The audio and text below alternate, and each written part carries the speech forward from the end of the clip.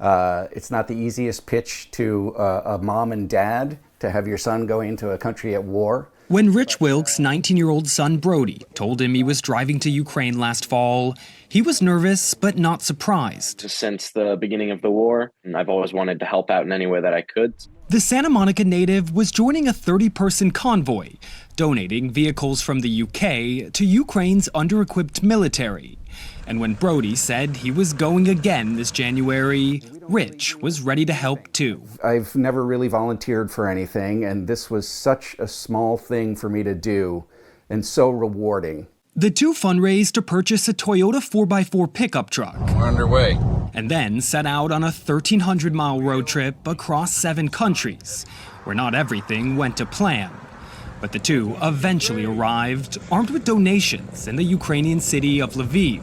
Driving further and further east, you just felt the cold getting more intense. The snow started to appear more and more on the ground. You can really imagine just how horrible it might be to be without power, without heating. Let's show it to me. Handing that vehicle over to soldiers in what's been described as Ukraine's darkest winter yet was a moment that made this war's challenges real, as it now drags into a 5th year with little movement on the front line.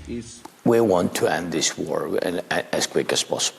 Ukraine's President Volodymyr Zelensky says that Russia has not broken Ukrainians, but national morale is low as the human cost of the war has started to add up.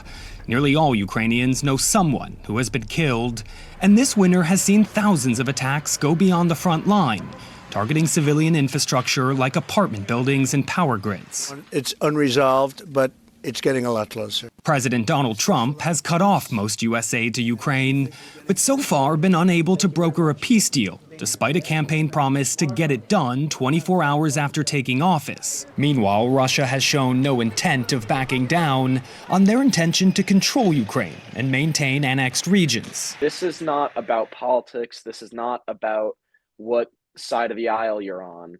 This is a human issue. For Brody and his dad, waiting for peace now hits closer to home. This is a country fighting for their freedom, and that's the kind of war that America used to get behind wholeheartedly, because that's sort of what we went through to find our independence. And Brody says until that day comes, I'm planning to go back as soon as I can. He'll be steadfast in doing what he can to help.